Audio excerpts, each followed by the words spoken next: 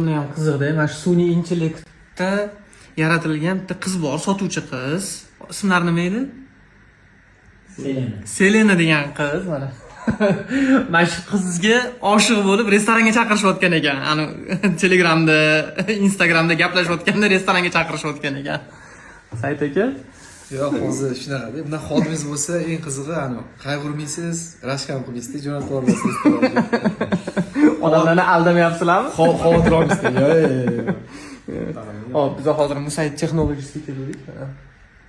Ne, bular hozir kompaniyalarga sotuv menejerlarini, ya'ni peripiska qiladigan, xuddi odamdagi peripiska qiladigan yaratishibdi, shunaqa bir AI sotuvchi yaratishibdi, sun'iy sotuvchi va content menejer yaratishibdi. O'shani hozir prezentatsiyasini ko'rib og'zim ochilib qoldi. Hozir men bitta qarasam, odamlar restoranga chaqiryapti bu qiz.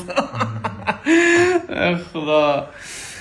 Shu darajada tabiiy gaplashadi. O'shaning uchun men o'zim ham qiziqib qoldim. Sardor, nima qilamiz? Olamizmi bitta ishga? Olish kerak menimcha. 24/7 ga deyaptilar. Dam olmaydi, pul so'ramaydi deyaptilar. Srochni olish kerak. Restoranga ham boradi. Endi sizlarga savol. Agar sizlar kompaniyalar bo'lganda shunaqa AI menejerga, sotuv menejeriga necha pul bergan bo'lardinglar?